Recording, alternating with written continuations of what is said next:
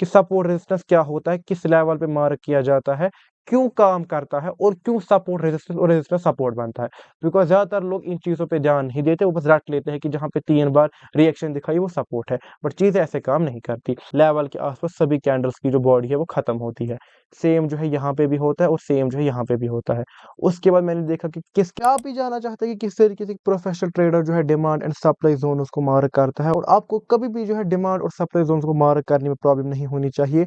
मेरा नाम है Qaiser Tahir, founder of apex trade academy. आज हम बात करेंगे किस तरीके से प्रोफेशनल या pro trader demand and supply zones को मार्क करता है और किस तरीके से आप भी एक प्रो ट्रेडर की तरह डिमांड और सप्लाई ज़ोन्स को मार्क कर सकते हैं। और हम बात करें कुछ गलतियों पे जो कि मैंने देखा है ट्रेडर्स करते हैं, उन गलतियों को भी आज हम सुधारेंगे। आज की इस वीडियो को देखने के बाद आपको कभी भी डिमांड और सप्लाई ज़ोन मार्क करने के लिए कोई और वीडियो देखने की ज़रूरत नहीं पड़ेगी। डिमांड एंड सप्लाई ज़ोन को समझने से पहले हमें ये समझना होगा कि एक सपोर्ट या रेजिस्टेंस जो है वो क्या होता है और वो किस तरीके से काम करता है। फॉर एग्जांपल यहाँ पर हमारे पास एक लाइन है, ठीक है, ये हम एक लेवल मान के चल रहे हैं, इस तरीके से हमारे पास एक लेवल है। फॉर एग्जांपल हमारा जो फाइनेंशियल इंस्ट्रूमेंट है वो अप ट्रेंड में है और वो इस तरीके से ऊपर जा रहा है। जैसे ही वो 100 रुपीज़ के प्राइस के पास पहुंचता है, तो लोगों को लगता है कि 100 रुपीज़ बहुत ज़्यादा हो गया, इस स्टॉक या जो भी ये फाइनेंशियल इंस्ट्रूमेंट है, अब यहाँ से इसको हम सबको लगता है यहाँ से ये गिरेगा। तो जितने भी लोगों ने यहाँ से बाइंग की होती है, वो सारे अपनी पोजीशन स्क्वायर ऑफ करना स्टार्ट करते हैं। मतलब वो लोग बायर से सेलर बनते हैं। जब वो लोग बायर से सेलर बनते हैं, तो यहाँ पर सप्लाई ज़्यादा होती है, डिमांड कम होती है। हमें पता है कि जब सप्लाई ज़्यादा हो, डिमांड कम हो, तब प्राइस गिरता है। जब प्राइस इस तरीके से गिरता है, फॉर एग्जाम्पल वो जो है 80 रुपीज़ के प्राइस तक गिरा, तो यहाँ से फिर जो नए ट्रेडर्स मार्केट में आते हैं, जो अभी तक उन्होंने मार्केट के अंदर एंटर नहीं किया होता है, या वो चार्ट के ऊपर देख रहे होते हैं कि क्या हो रहा है, वो जो है 80 रुपीज़ के ऊपर बाइंग करना स्टार्ट करते हैं, जिसको कि हम रिट्रेसमेंट भी कहते हैं। ये मैंने अपनी स्विंग वाली वीडियो में आपको डिटेल में समझाया है कि रिट्रेसमेंट क्यों आता है। उसके बाद जितने भी लोग 80 से या 85 से 89 से बाइंग करना स्टार्ट करते हैं, वो लोग देखते हैं जैसे ही प्राइस 100 लेवल के पास पहुंचता है, वो देखते हैं कि पिछली बार प्राइस ने 100 रुपीज़ के लेवल से रिएक्शन दिखाई थी और वो यहाँ से गिर गया था। तो हमें लगता है क्या पता फिर से यहाँ से गिर जाए। तो वो लोग जिन्होंने 80 रुपीज़ के बाद से बाइंग की थी, वो भी अपनी पोजीशन स्क्वायर ऑफ करना स्टार्ट करते हैं। जब वो ऐसा करते हैं, तो फिर से यहाँ पे सप्लाई ज़्यादा होती है और डिमांड कम होती है। और जितनी भी बार प्राइस जो है ऐसे यहाँ पे 100 के पास आता है, वो कंटिन्यूअसली नीचे गिरता जाता है। तो 100 जो है यहाँ पे एक रेजिस्टेंस होता है, जो कि एज अ बैरियर जो है प्राइस के लिए काम करता है, वो प्राइस को इससे ऊपर जाने नहीं देता। सेम जो एग्जाम्पल है वो हमारी सपोर्ट में भी है। सपोज यहाँ पे एक सपोर्ट का लेवल है जो कि फॉर एग्जाम्पल 50 रुपीज़ का है, ठीक है, 50 रुपीज़ का हमारे पास यहाँ पे लेवल है। उसके बाद जब मार्केट जो है इस तरीके से सेलिंग में होता है, मतलब ज़्यादातर लोग सेलिंग करते हैं, सप्लाई ज़्यादा होती है, डिमांड कम होती है, जिससे प्राइस कंटिन्यूअसली गिरता रहता है। उसके बाद एक ऐसा टाइम आता है जब सेलर्स को लगता है कि मार्केट जो यहाँ पे ज़्यादा ओवरसोल्ड हो गई है, इससे नीचे मार्केट नहीं गिरेगी। हम एक काम करते हैं, हम लोग यहाँ पे अपनी पोजीशन स्क्वायर ऑफ करते हैं, वो जो है सेलर से बायर बनते हैं। जब वो ऐसा करते हैं, तो यहाँ पे ज़्यादा डिमांड क्रिएट होती है और सप्लाई कम। जैसा जब ऐसा होता है, तो प्राइस जो है यहाँ से ऊपर आता है, इसी को हम रिट्रेसमेंट भी कहते हैं। उसके बाद जितने भी फ्रेश सेलर जो कि अभी मार्केट में देख ही रहे होते हैं कि हम कहाँ पे एंटर करेंगे, उनको यहाँ पे फॉर एग्जाम्पल 70 का प्राइस मिलता है और हमें पता है कि सेलिंग में जितना हमें महंगा प्राइस मिलेगा, उतना हमारे लिए अच्छा है। वो लोग 70 के लेवल पे सेलिंग करते हैं और जैसे ही प्राइस फिर से 50 पे आता है, उनको लगता है कि पिछली बार मार्केट ने यहाँ से रिजेक्शन दिखाई थी, हो सकता है फिर से रिजेक्शन दिखाए। तो जितने भी लोगों ने यहाँ से सेलिंग की होती है, वो अपनी पोजीशन स्क्वायर ऑफ करना स्टार्ट करते हैं और वो फिर से सेलर से बायर बनते हैं। फिर से वही साइकिल रिपीट होता है कि सप्लाई ज़्यादा होती है और डिमांड कम होती है, जिससे प्राइस जो है फिर से रिजेक्शन लेता है और ये साइकिल जो है कंटिन्यूअसली रिपीट होता है। अब कहाँ तक रिपीट होता है वो हम आगे समझेंगे। उसके बाद जो आपको नेक्स्ट चीज़ याद रखनी है वो ये रखनी है कि जब प्राइस इस तरीके से एक चैनल के टाइप, एक रेक्टेंगल के टाइप में होता है, कि यहाँ पे क्या होता है कि प्राइस जो है यहाँ पे ऊपर से रेजिस्टेंस होता है और नीचे से सपोर्ट होता है। तो जो थ्योरी मैंने आपको सपोर्ट और रेजिस्टेंस के वर्किंग के पीछे बताई थी, वो यहाँ पर सेम अप्लाई होती है। मतलब वो रेजिस्टेंस के पास रिजेक्शन लेगा और सपोर्ट के पास जो है फिर से रिजेक्शन लेगा। तो आपको ये पता होनी चाहिए कि अगर सपोर्ट और रेजिस्टेंस के पास प्राइस रिजेक्शन लेता है, तो वो क्यों लेता है। उसके बाद नेक्स्ट चीज जो आपने अभी तक सीखी है कि एक सपोर्ट और रेजिस्टेंस को अगर हमें खाली विजुअली मार्क करना हो तो हमें देखना होता है कि एटलीस्ट प्राइस ने उस लेवल से 2 से लेकर 3 बार रिजेक्शन लिया हो। वो सही बात है, लेकिन अगर आप बिगिनर हो तो आप कम से कम 3 बार रिजेक्शन का वेट करोगे। जब किसी लेवल से 3 बार रिजेक्शन आए तब जाके आप उसको एक रेजिस्टेंस लेवल कंसिडर करके चलोगे। अगर यहाँ पे भी नीचे से 3 बार एटलीस्ट रिजेक्शन आया है तब जाके आप इसको सपोर्ट लेवल कंसिडर करके चलोगे। उससे पहले आपको इसको सपोर्ट या रेजिस्टेंस बार करके नहीं चलना है। उसके अलावा कुछ बेसिक टर्म वैसे आपको पता होंगी कि जब एक रेजिस्टेंस लेवल टूटता है उसको हम ब्रेकआउट कहते हैं, और जब एक सपोर्ट लेवल टूटता है उसको हम ब्रेक डाउन कहते हैं। ठीक है, ये हो गया ये। उसके बाद जो हम नेक्स्ट चीज समझेंगे, आपने ये सुना होगा कि जब एक रेजिस्टेंस लेवल का ब्रेकआउट होता है इस तरीके से, जब इस लेवल का ब्रेकआउट होता है नेक्स्ट टाइम ये एज अ सपोर्ट काम करता है। ऐसा क्यों होता है ये आपको समझना है। ऐसा इसलिए होता है, फॉर एग्जाम्पल ये 100 का लेवल है, यहाँ पे इतने सेलर्स नहीं थे और इस बार बायर्स को लगा कि प्राइस यहाँ से ऊपर जाएगा तो प्राइस ने रिजेक्शन यहाँ से नहीं ली। उसके बाद जब 100 का लेवल टूटा तो यहाँ पे ब्रेकआउट आया। उसके बाद क्या होता है, सेम वही जो है थ्योरी अप्लाई होती है। किसी पॉइंट पे बायर्स को लगता है ये ज्यादा ओवरबॉट हो गया है तो वो जो है सेलिंग करना स्टार्ट कर दे, प्राइस नीचे आता है, जो कि हमने इससे पहले समझा। अब ये रेजिस्टेंस एज अ सपोर्ट क्यों काम करेगा, बिकॉज जितने भी लोग फ्रेश बायर्स मार्केट में एंटर होने के लिए तैयार बैठे होते हैं, दो वजह से यहाँ पे रिजेक्शन आता है। पहली बात वो देखते हैं कि पिछली बार, इससे पहली बार जब प्राइस ने यहाँ से रिजेक्शन लिया था तो प्राइस ने इस पॉइंट से ऑलरेडी कुछ लेवल की मूवमेंट या कुछ भी दिखाई है। नंबर टू, वो देखते हैं कि एग्जाम्पल अगर ये 100 है, ये 200 है और ये यहाँ पे 150 है, तो जब उनको दो चीजें एक साथ मिलती है, सबसे पहली बात कि प्राइस ने इससे पहले यहाँ से रिएक्शन दिखाई थी और दूसरी चीज हमें यहाँ पे बाइंग करने के लिए सस्ते पे मिल रहा है, तो इस बार ये रेजिस्टेंस एज अ सपोर्ट इसलिए काम करता है। और यहाँ पे जब लोग बाइंग करना स्टार्ट करते हैं, यहाँ पे डिमांड क्रिएट होती है जिससे प्राइस बढ़ता है और प्राइस जो फिर से रेजिस्टेंस तक जाता है, फिर से नीचे आता है और इस तरीके से ये जो साइकिल है ये चलता है। इसलिए जब भी किसी रेजिस्टेंस लेवल का ब्रेकआउट आता है तो नेक्स्ट टाइम वो एज अ सपोर्ट काम करता है। उसके बाद अगर कोई सपोर्ट लेवल इसी तरीके से यहाँ पर, ठीक है, इस सपोर्ट लेवल का जो है ब्रेक डाउन आता है इस तरीके से, क्योंकि मार्केट में इस बार इतने बायर्स नहीं थे जो डिमांड क्रिएट करके प्राइस को वापस ऊपर ले जाते। तो यहाँ पे जब प्राइस, वही सेम रूल अप्लाई होता है कि एक पॉइंट पे सेलर्स को लगता है कि मार्केट ज्यादा ओवरसोल्ड हो गई है तो हो सकता है यहाँ से ये वापस आ जाए, पोजीशन स्क्वायर ऑफ करते, तो वही सब रिपीट होता है। उसके बाद मेन यहाँ पे क्या होता है कि जब प्राइस इस तरीके से ऊपर आता है ना, तो जितने भी फ्रेश सेलर्स मार्केट में बैठे होते हैं एंटर करने के लिए ताकि उनको महंगा प्राइस मिले सेलिंग करने के लिए, वो लोग देखते हैं कि इससे पहले मार्केट ने इस पॉइंट से रिजेक्शन दिखाई थी, कुछ मूवमेंट तो दिखाई थी। सेकंड चीज, यहाँ पे हमें एग्जाम्पल, यहाँ पे 30 का लेवल है, यहाँ पे ये 50 रुपीज है, हमें 50 जो है 30 के कंपैरिजन में सेलिंग करने के लिए महंगा मिल रहा है, इसलिए वो लोग यहाँ पे सेलिंग करते हैं। इन दो रीजन की वजह से जब किसी भी सपोर्ट लेवल का ब्रेक डाउन आता है तो वो next time as a resistance काम करता है।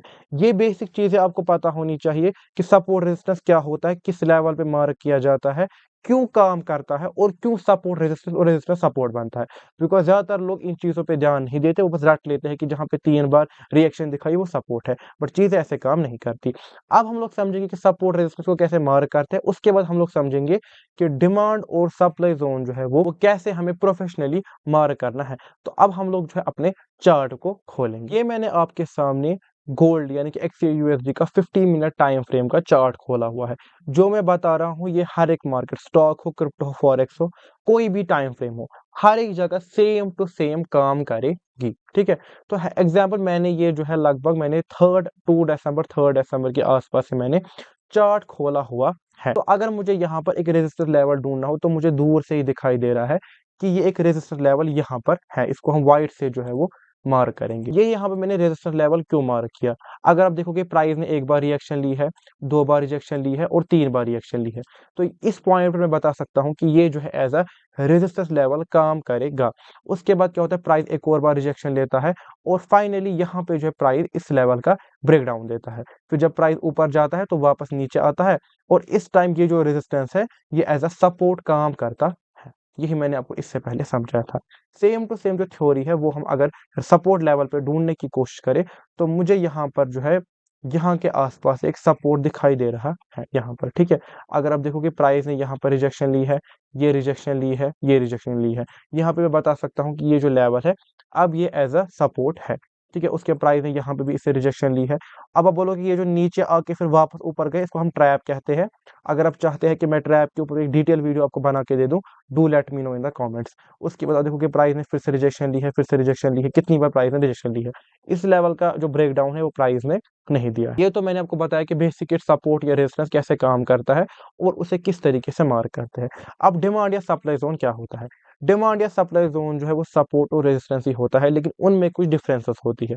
जो फंडामेंटल दोनों के काम करने के हैं वो दोनों सेम है, लेकिन डिफरेंस कहाँ पर है? डिफरेंस यहाँ पे अगर मैं इस चार्ट को जूम इन करूँ तो मुझे यहाँ पे देखने को मिलेगा कि जितनी भी बार प्राइस ने यहाँ से रिजेक्शन ली थी, फॉर एग्जाम्पल मैं जो हूँ ये वाला लेवल पकड़ता हूँ, ठीक है, प्राइस ने जितनी बार यहाँ से रिजेक्शन ली थी, कई जगह उसने जो है वो विक बड़ी बनाई, कई जगह उसने विक जो है वो छोटी बनाई, कई जगह इसने जो है विक बड़ी बनाई। जब ऐसी सिचुएशन क्रिएट होती है ना, इंसान के इन ट्रैप में फंसने के बहुत ज्यादा चांसेस होते हैं। उस चीज को प्रिवेंट करने के लिए डिमांड या सप्लाई जोन बनाया गया। डिमांड जोन जो वो सपोर्ट होता है और सप्लाई जोन जो है वो रेजिस्टेंस होता है। और चीज जो यहाँ पे एडिशन में रह गई थी वो ये कि दो बेसिक डिफरेंस जो आपको और डिमांड सप्लाई जोन और सपोर्ट रेजिस्टेंस में रखना है कि पहली बार सपोर्ट या रेजिस्टेंस को हम एक प्लेन हॉरिजॉन्टल लाइन से मार्क करते हैं, जबकि डिमांड या सप्लाई जोन को हम रेक्टेंगल टूल की मदद से पूरा एक जोन इस तरीके से मार्क करते हैं। Second thing is that most importantly हम लोग डिमांड या सप्लाई जोन को क्यों यूज करते हैं instead of support and resistance? उसका रीजन ये है कि जब हम एक सपोर्ट या रेजिस्टेंस को एक परफेक्ट या प्रिसाइज लाइन के साथ मार्क करते हैं तो हमें कभी कभी क्या देखने को मिलता है कि प्राइस जब ऐसे ऊपर जाता है तो वो थोड़ा ऊपर जाके नीचे आता है क्योंकि विक्स होती है इससे पहले, या कभी कभी ऐसे ऊपर जाएगा तो नीचे आएगा, या कभी कभी ऐसे जाएगा तो यहाँ से नीचे आएगा। बिकॉज ये जो एक्स्ट्रा ऊपर जाता है ये जो इससे पहले विक्स होती है जहाँ पे प्राइस ने रिजेक्शन लिया था, उन विक्स की वजह से ये ऊपर तक जाता है, उन विक्स को बराबर टच करता है। इस चीज को प्रिवेंट करने के लिए लोग जब इस तरीके से जोन मार्क करते हैं तो हमें पता होता है कि प्राइस जो है वो इस जोन के अंदर ही रिजेक्शन लेगा, चाहे वो यहाँ से भी ले, चाहे वो यहाँ से भी ले, चाहे वो यहाँ से ले, या चाहे वो यहाँ ऊपर जाके ले, एक ही बात है। लेकिन हमें पता है कि अगर रिजेक्शन लेगा तो इस जोन से लेगा। अगर हम लोग इंस्टेड यहाँ पे एक लाइन इस तरीके से मार्क करते तो यहाँ पर हमारे ट्रैप यानी कि स्टॉप लॉस हंट होने के चांसेस बढ़ जाते हैं। अब ध्यान से देखो कि मैं किस तरीके से एक पर्टिकुलर लेवल को सपोर्ट या रेजिस्टेंस जो है वो मार्क करूंगा। सबसे पहले आपको एक लेवल को पकड़ना है, फॉर एग्जाम्पल मैंने इस लेवल को पकड़ा है। उसके बाद आपको ट्रेडिंग व्यू के अंदर रेक्टेंगल टूल को लेना है और सबसे पहला क्लिक आपको उस सीध में करना है जिस सीध में इन सब लेवल्स की कैंडल क्लोज हुई है। विक की तरफ आपको ध्यान नहीं देना। फॉर एग्जांपल ये मैं एक सप्लाई जोन यहाँ पे मार्क कर रहा हूँ, मुझे दिख रहा है कि इस लेवल, ध्यान से देखो, इस लेवल के आसपास सारी कैंडल्स का जो चाहे रेड कैंडल है या ग्रीन कैंडल है, सबकी जो बॉडी है वो एक ही लेवल पे, इस लेवल पे, ठीक है, यहाँ पर। सेकंड, अगर मैं इसी को यहाँ पे ले जाऊं तो इस वाली रिजेक्शन में भी कैंडल की जो बॉडी है वो इसी लेवल पे मिल रही है। थर्ड, यहाँ पे भी मिल रही है। तो मैं क्या करूंगा काम, सबसे पहले मैं फर्स्ट क्लिक यहाँ पे करूंगा और इसको एक्सटेंड कर दूंगा। उसके बाद मैं देखूंगा जितनी भी बार प्राइस ने इस लेवल से रिजेक्शन ली है, इनमें किस कैंडल ने सबसे हाईएस्ट विक बनाई है।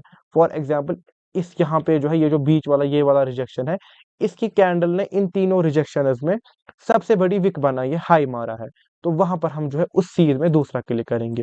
ये बन गया आपका एक परफेक्ट सप्लाई जोन। ये सब चीजें आपको पेड कोर्स में देखने को मिलती है, वो भी इतना डिटेल में नहीं समझाते कि किस तरीके से आपको एक परफेक्ट सप्लाई जोन मार्क करके चलना है। अगर मैं अब एक और लेवल हूँ, फॉर एग्जाम्पल मैं जो हूँ वो ये वाला लेवल लेता हूँ, ठीक है, मुझे यहाँ पे यहाँ से लेकर यहाँ तक मुझे एक डिमांड जोन मार्क करना है। सबसे पहले मैं देखूंगा जितनी बार प्राइस ने इस लेवल से रिजेक्शन ली है, सभी रिजेक्शन का जो एवरेज बॉडी क्लोजिंग है वो कहाँ पे है, मतलब सभी की जो बॉडी है वो किस लेवल पे आके खत्म हो जा रही है। तो फॉर एग्जाम्पल मुझे दिख रहा है कि इस लेवल के आसपास इसकी भी बॉडी क्लोज हो रही है, मतलब इसकी बॉडी यहाँ पर इसी लेवल के आसपास है, यहाँ पे भी इसी के लेवल के आसपास है और यहाँ पे भी इसी लेवल के आसपास है। तो मैं क्या करूंगा काम, फर्स्ट क्लिक जो है मैं कि यहाँ पे करूंगा। उसके बाद मैं देखूंगा ये जो रिजेक्शन हुई है, जितनी बार रिजेक्शन ली है, उसमें किस कैंडल ने, चाहे ग्रीन कैंडल हो चाहे रेड कैंडल हो, सब में से सबसे बड़ा लो कहाँ पे और किसने मारा है। सबसे बड़ा लो जो है यहाँ के आसपास मुझे दिखाई दे रहा है। चलो ये तो ट्रैप है, हम यहाँ के आसपास मान के चलेंगे, ठीक है, क्योंकि ये जो ऐसे नीचे और तेजी से ऊपर जाता है ना, इसको मैं लिक्विडिटी स्वीप कहते हैं, एक अलग कॉन्सेप्ट है। ये आपको मान के चलना है कि इसने सबसे ज्यादा लो मारा है। तो सेकंड क्लिक जो रेक्टेंगल को हम जो है यहाँ पे करेंगे और ये बन गया हमारा परफेक्ट डिमांड जोन। इसकी हम कुछ और एग्जांपल देंगे, जैसे कि मैं एक लेवल पकड़ता हूँ, फॉर एग्जांपल मुझे यहाँ के आसपास यहाँ पे मुझे एक जो है सप्लाई ज़ोन को मार्क करना है। सबसे पहले मैं देखूँगा रेक्टेंगल लूँगा, उसके बाद देखूँगा जो मेरा कर्सर का डॉटेड लाइन है, इससे मैं देखूँगा कि किस लेवल पे लगभग सारी कैंडल्स की जो बॉडी है वो क्लोज़ हुई है, चाहे ग्रीन कैंडल हो चाहे रेड कैंडल हो। तो जो बॉडीज़ का जो लेवल है वो सेम है। तो मुझे दिखाई दे रहा है कि लगभग एवरेज यहाँ के आस-पास सभी बॉडीज़ का जो है वो क्लोज़ है। पहला क्लिक मैं यहाँ पे करूँगा। उसके बाद मैं रेक्टेंगल को एक्सटेंड करूँगा और देखूँगा जितनी भी बार प्राइस ने रिजेक्शन ली है, सबसे ज़्यादा हाई किस कैंडल ने मारा है इन सब रिजेक्शंस में। मुझे दिखाई दे रहा है कि लगभग इस कैंडल ने, ये जो पहली कैंडल है, इसके हाई ने सबसे ज़्यादा हाई लगाया है जितनी बार प्राइस ने इस लेवल से रिजेक्शन लिया है। तो उसके हाई के पास मैं सेकंड क्लिक करूँगा। इसको हम थोड़ा-सा एक्सटेंड करेंगे। ये बन गया आपका एक परफेक्ट प्रोफेशनल लेवल का सप्लाई ज़ोन। इसके बाद अगर मैं कुछ और एग्ज़ाम्पल्स लूँ, तो अब अगर मुझे एक डिमांड ज़ोन बनाना है, फॉर एग्ज़ाम्पल यहाँ के आस-पास हमें एक डिमांड ज़ोन को क्रिएट करना है।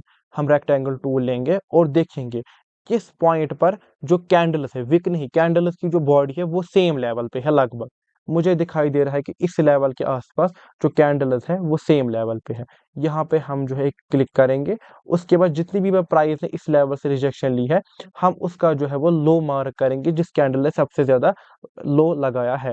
वो मुझे दिखाई दे रहा है कि ये वाली जो कैंडल है, ये तो लिक्विडिटी स्वीप है, लगभग यहाँ के आस-पास सबसे ज़्यादा जो लो है वो लगाया गया है। तो यहाँ पे हम जो है वो सेकंड क्लिक करेंगे। ये आपका बन गया एक परफेक्ट डिमांड ज़ोन। अब आप बोलो कि ये जो सीधे ऐसे नीचे आके ऊपर चला जाता है, ये होता है एसएल हंटिंग आप कह लो, लिक्विडिटी स्वीप कह लो।